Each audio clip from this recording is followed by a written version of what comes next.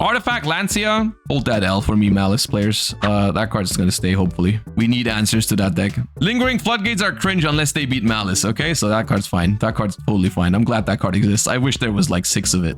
Welcome back, duelists, to another Yu-Gi-Oh video. Today we're talking TCG. Now, that ban list can happen at any point. Will it happen in the next couple of weeks? I'm not sure. I'm personally predicting it at some point between YCS Vegas in the middle of March and YCS Houston in the beginning of April. I just wanted to get my opinion on the format out here because it realistically doesn't change that much from here on out. You know, Maze set is coming out, but realistically, we're just looking at Malice, Fiendsmith, and Rizeal format. And I wonder, what do you guys think should be hit? Let me know what you think of the changes that I'm proposing in today's video. Let me know in the comments down below what you think. Make sure to subscribe to the channel. Without further ado, enjoy today's video. I do want to talk about the current TCG format a little bit and give my take on a potential upcoming ban list. So there's still quite some time in this format until I personally expect a ban list. However, not much is changing until that point. Maze is coming out, but Maze is not really adding anything crazy to the format that makes me reconsider what I want hit on the ban list. So I think it's a good time. The format has established. Everyone knows what the format looks like. You know, we've got Malice, we've got Rizeal, we've got Fiendsmith variations of those decks. We've got some other contenders in the mix. That is what the format is going to be even after the next Maze set. So I think it's a good time to talk about the format, talk about the power level, and most importantly, also just talk about how these decks are going to be tackled, because that's, I think, the most important part of this is that I personally do not expect them to kill any of those decks. So the main objective for today is talk about how we can weaken those decks appropriately to a point where it doesn't kill those decks, but it makes them weaker to the point where other decks can compete a little bit more again. And then also talk about some individual cards that might be a problem in the format, as well as some other like decks that I think are pretty powerful, even though they are not the best or most played decks in the format. So let's begin with talking about the Fiendsmith engine. And now the most suggested when it comes to Fiendsmith is banning Moon of the Closed Heaven, which is something that I would have wholeheartedly agreed to just stop this deck's splashability into all kinds of other combo strategies like Yubel or Snake Eyes, and banning Moon would have been a very meaningful hit. However, right now, I feel like it's a little bit awkward to do this because the main way how Fiendsmith Rizeal accesses the Fiendsmith engine is still via Exiton Knight, and Malice, there's actually some combo lines that go into Fiendsmith Requiem via the Nightmare Griffin. So like, if you're banning Moon of the Closed Heaven, you're just hitting other decks more than you're actually hitting Rizeal or Malice to an extent. If you wanted to completely stop the splashability of Fiendsmith, you'd have to also hit like Exiton and Nightmare Griffin. I'm still not against banning Moon of the Closed Heaven. The splashability of the Fiendsmith engine is still relatively dangerous. Like, there's still going to be a whole lot of decks that just spam a bunch of bodies and they could go into Moon. However, I also don't know if it's the most, like, the smartest move to do it exactly right now when Fiendsmith Rizeal is the most popular way to play the deck. But I do think I want to caveat this with, this cannot be the only thing you do, because then once again, Rizeal Fiendsmith does not even technically need to play this card. So I think something else needs to happen to the Fiendsmith engine. Now, I don't think they should change anything when it comes to Requiem, because banning Requiem would outright kill Fiendsmith, and I don't think that's their goal yet. Engraver is still an expensive card. I think banning Requiem is not appropriate at this point in time. I think limiting Engraver is a decent decision. Engraver is still a very, very powerful draw, and I think limiting it makes the entire engine a lot weaker to Bystials and stuff like that, and I think that'd be an appropriate thing to do. I feel like it's fine to do this. The only thing that you have to realize is that if you do this, you can technically still do the whole thing with one Exiton Knight, because the Engraver jumps out the deck. I think another thing that I would propose is maybe this way around. DDD Wave Hiking Caesar has kind of overstayed its welcome. This is the second time, this is not even the second time, this is the third time that Caesar is a problem in a top tier meta deck. It was very powerful in Unchained, it was super obnoxious in Yubel, and now it's very, very powerful in any Fiendsmith version. This way, you're leaving Fiendsmith as an engine alive, even though off of one Engraver, you are going to draw it less often. You can still pivot into the Fiendsmith engine, but you're not getting the Caesar out of it. And there's still powerful things you can make with it. You can just not insulate any combo out like from Nibiru, right? There's very good rank 6s in the game. They're just all overshadowed by Caesar. I think these changes are fine. You can also still make Desiree. So this is my preferred way of hitting Fiendsmith. The more I think about it, the more I think this is fine. Bystialing the Engraver once will stop the Fiendsmith engine for the rest of the game, and you're making the combos a lot less powerful on the first turn. The engine is still highly splashable, but it is much weaker. And I think at that point, splashable but weaker, I think is a fine way to take the deck. Rizeal is an interesting thing once again because they're not going to kill Rizeal. So the question is, how do we make Rizeal more in line with the power level of the other decks in the format, especially considering that Alliance Insight is also coming up, and Alliance Insight brings more support for Rizeal as well in a new main deck monster that's actually very powerful, even though it is typically just the one of the new Rizeal. One thing you have to realize is by hitting the Fiendsmith engine in this way, you're already eliminating one of the Rizeal versions. I do think with this, people would probably not play Fiendsmith Rizeal.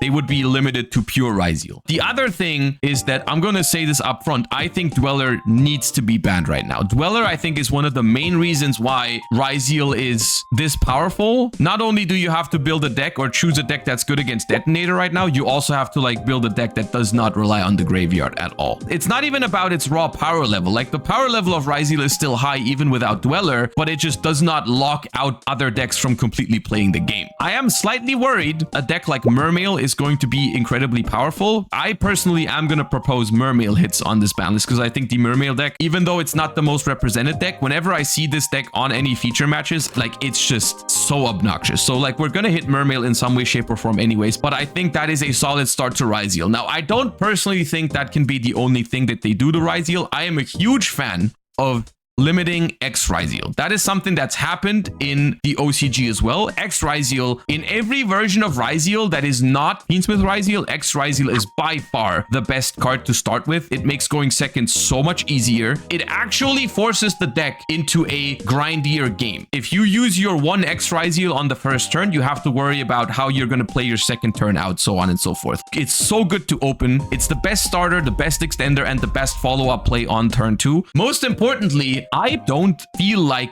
Bonfire should be hit at this point in time. And I think this is somewhat of a hot take because everyone is kind of expecting Bonfire to be hit. I personally don't love consistency hit that much, especially considering the fact that they get more versions of Bonfire essentially in the next Maze set, which maybe what you're saying right now is true. Maybe they will hit Bonfire just to force people to pick up that card. Maybe they're hitting Bonfire because they want you to play the new Tachyon card. And the Tachyon card is also worse than Bonfire slightly. I don't think Bonfire needs to be limited, but I could see them doing it. Ice Rizeal is a card that I just wanted to bring up these, even though I'm not going to hit Ice or Detonator on this, but I wanted to give a quick talk why I include them. Ice Rizeal is the best starter for Fiendsmith Rizeal in particular. For some reason, they don't hit Fiendsmith engine very hard. They could decide to limit Ice Rizeal to not make it so easy to do both things at once. That's the thing that Ice Rizeal does. It gives you Exciton Knight and it gives you Detonator. The other thing that I wanted to mention is I actually don't hate the idea of Rizeal Detonator being limited. When you look at top tier meta decks and their extra deck boss monsters, limiting those doesn't make a huge impact. Like when they limited Kashtira or Rizeal, everyone knew that was kind of stupid and wouldn't really change that much. Rizeal Detonator is the kind of card that it does consistently hit the board like 2 or 3 times. If you can Bystial their one Detonator when they try to bring it back off of Eclipse Twins, the entire deck just kind of falls apart. If they decided like, yeah, we don't want to hit the deck's consistency as much, we want to hit the deck's longevity, so we're gonna hit Detonator to 1. I would not hate that. You Metaltronus their one Rizeal Detonator and the deck crumbles for the rest of the game. I think that'd be an interesting way to look at it. I don't think it's the most realistic, but I did want to mention it. All right, next up, we're talking about Malice. And now Malice is, I'm in a very difficult spot when it comes to talking about Malice on this upcoming ban list, because despite what you might think, I don't think it is appropriate for them to kill Malice, of course. Like, I'm not going to be unreasonable here. I don't like the deck. They're obviously not going to kill it. The deck is going to stay strong after the next ban list. How do you hit Malice? Because most of the cards that Malice plays are one-offs, right? So they're not going to change anything to the Link monsters. The only cards that Malice plays as like a 3 of is like the starters. Maybe you can hit White Rabbit or Dormouse to make the deck slightly less consistent. Would that be something that you guys agree with? I don't really know how I feel about that. Is it really appropriate to like limit limit White Rabbit or something. I don't know. Force them to play Signet Mining or something. I'm not entirely sure if that's something I love though. Like just consistency hitting a deck that's already kind of not enough starters. The only thing that I looked at that I actually liked is this little guy. Like I feel like banning Link Decoder, that might seem weird, but that card is so good in that deck. If we can't really hit Malice cards themselves in a meaningful way, maybe we hit some of the cyber support around it. And Link Decoder is like the one that I feel like is the most likely, because what I propose for Malice is that we hit Link Decoder. We also ban Nightmare Griffin, and I'm not going to iterate over this for 2 minutes. Once again, like this card should be banned. This card is toxic. So if we're hitting Link Decoder and Nightmare Griffin, and then we're also doing a small hit to Bystials and maybe even Shifter, then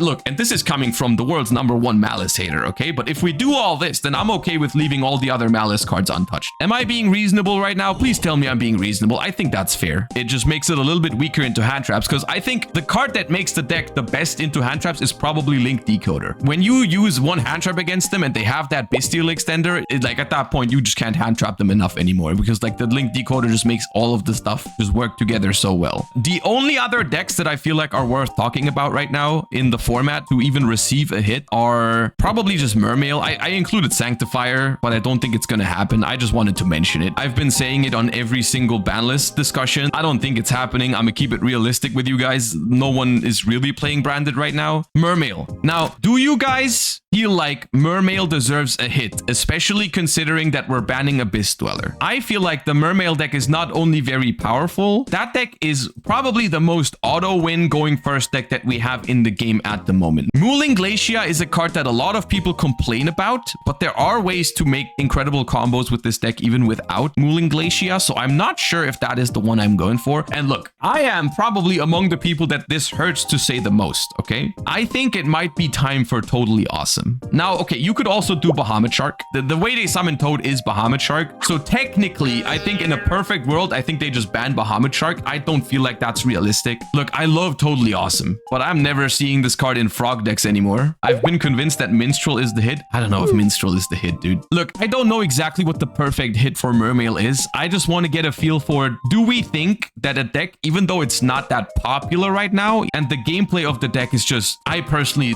despise the modern way they play Mermail. Like, we're hitting the other top meta decks and we're hitting Abyss Dweller. The Mermail deck is just far too dangerous and far too toxic. So I am not sure what the perfect one is. From my perspective, it'd probably be Toad. Like, I'll take anything towards Mermail because that deck is not very pleasant to play against. Here's another card that I've iterated over countless times in the past. Dimension Shifter is a card that obviously I would love to see banned. Is it gonna happen right now? Realistically, look, I have principles, okay? And my principles prevent me from just accepting the fact that Dimension Shifter is at 3 and nothing is gonna change with it. I'm gonna bring up Dimension Shifter probably on every single ban list discussion we have until the end of time. Or the moment where I make a ban list prediction and this card is not on it is the moment I've given up. Dimension Shifter should be somewhere on here. Another small thing is that there are decks coming out in the next couple of months that cannot play the game under Dimension Shifter, namely Orchist. Droll and Lockbird is a card that I've come to terms with in modern Yu-Gi-Oh! As much as Lingering Floodgates are cringe, I've kind of come to the conclusion that most of the time when your deck completely loses to Droll and Lockbird, it's probably because your deck is a problem. Most of the reasonable decks are still able to do something under Droll. They just get weaker. All decks add. I know all the decks add, but like Droll is not automatically a problem only because your opponent is trying to add like 2 times in a turn. That's like not that bad. People wouldn't even play Droll in those scenarios. People only play Droll if there's decks like Mermail that search like 20 times a turn. And at that point, I don't think Droll is the problem. Artifact Lancia, hold that L for me, Malice players. That card's gonna stay, hopefully. We need answers to that deck.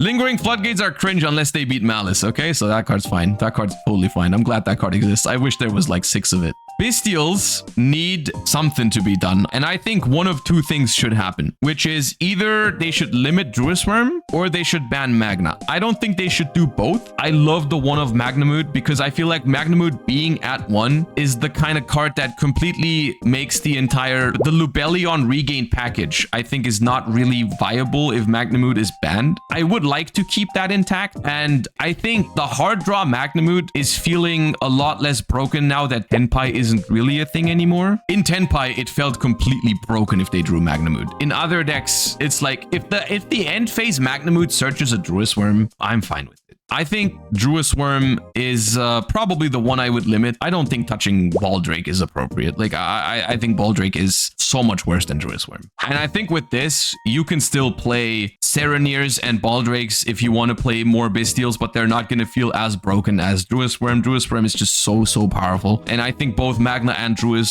reasonably deserve to be at 1. And then there's a few other cards that I just got some personal talk about. Crossout Designator should be limited. I think that is the one thing the OCG ban list has over our ban list, is that they've realized that Crossout Designator is a very powerful and uninteractive card. People make fun of like Master Duel format and Master Duel ban lists sometimes for being weird, but like the one thing that's better in Master Duel is they've got less versions of Cult by and Crossout. The TCG has 4 of them things. I think it's time the TCG pulls ahead again and puts Crossout to 1 just where Cult by the Grave is, because I do think Cult by the Grave and Crossout Designator are pretty much 95% of the time they are the same concept of a card. Like, yes, Cult by the Grave is more powerful than Crossout a lot of the time because you can hit some stuff when you go second, Promethean Princess or something, but there's also cards that you can cross out and can't Cult by, like Imperm, Nibiru, Talents, those kind of cards. If I had the decision here, I would probably just ban them, but I think putting both to 1 is the least they can do. Triple Tactics Talents is a card that I think is interesting, and I am a little bit torn about where I would put Triple Tactics Talents, because I personally adore Triple Tactics Talents when the player going second is using it. I think it's a sign for a good format if people can use Talents when you're going second, and like you're not forced to play 21 hand traps. Right now, people are playing Talents because they can. You can actually afford to dedicate some slots to Talents, which is a good sign. At the same time, there is a card in Yu-Gi-Oh! That allows you to play like Talents going second, but is not as powerful and broken going first because you can't look at their hand, which is Triple Tactics Thrust. So what I'm proposing, what I think from a game design perspective would be very good for modern Yu-Gi-Oh! Is if you put Talents to 1. But going first, it is not as simple as I'm just going to draw Talents, you hand trap me once, I'll go Talents, look at your hand, take the other hand trap away, and then keep playing. Or I'll take your only starter and you can't play the game next turn. Talents going first is so broken. I don't want it to be banned because I find the interactions with the card very good going second, and I would like to keep that for Thrust. Thrust going first is way more toxic. You, sir, have no idea what you're talking about. Thrust going first into a Floodgate trap is toxic, but then they should ban the Floodgate trap. Thrust going first to set like Imperms and all that kind of stuff, which is most of the time how it's used, is absolutely fine. There's a good reason why Thrust is being main decked way less often than Triple Tactics Talents, which is why going first it kind of sucks. So yeah. And then Kashtiras. I feel like the community is very divided by Kashtiras right now. And I think my personal problem with hitting Kashtira, Unicorn, or Fenrir is there is direct replacements on these cards. You can just play more Kashtira planets. I have a question. I wonder, do you guys think that Fenrir as a card is too broken? I feel like sometimes Unicorn is the more frustrating card to play against. I don't hate Fenrir as much. I would at least like to keep the Fenrir search, Fenrir play intact. I think that's what's important to me, is that you're not always forced to play Fenrir with Unicorn. I would like people to be able to play Fenrir just for the sake of Fenrir. I wouldn't hate a semi-limit for that. Like, that is one of the few cards that I would not be opposed to a semi-limit. You'll notice the semi-limit section is very small for me personally, because I don't typically like semi-limits. I think they're kind of weird most of the time. In Fenrir's case, I think it'd be justified. Kashtira Unicorn is a card that I would genuinely like to see limited. It just is such a non-committal way to start ripping apart your opponent's extra deck. There's a good reason why people don't play Wraithsoth at the moment over Unicorn. It's because you can Ash a Wraithsoth if you don't want your opponent to have access to Unicorn. You know, that's a decision that you can make. You cannot prevent if they hard draw the Unicorn, it's just there. It makes the deck a little bit more susceptible to droll if you play Wraithsoth. You can pop the Wraithsoth if you have a card that can do that, like a Rizeal Detonator. You know, there's counterplay to the field spell. There's not that much counterplay to Kashtira Unicorn. For how long these cards have been out and for how dominant they've been, maybe give us a little bit of a switch up on non-engine. You know, there's a lot of other good non-engine in the game. People are just always autopiloting towards these. I personally think this list would accomplish all the things I would want from it. We're not killing Rizeal, we're not killing Malice, we're not killing Fiendsmith even, and we're hitting some of the most powerful and most obnoxious like non-engine in the game, and we're hitting some powerful floodgatey cards like Nightmare Griffin, Shifter, and even Toad to an extent to cover the Mermail deck. I personally think I'd be very happy with this. I don't know know if it's perfect. I guess you let me know in the comments down below if you're watching this on YouTube as well. Thank you for watching. And let me know if I missed anything. Yeah, without further ado, see you guys next time. Bye-bye. Zodiac Rizeal would be legit. I don't think Zodiac Rizeal would be legit. I personally don't think. You're not going to overlay 2 Rizeals to make Chakanine.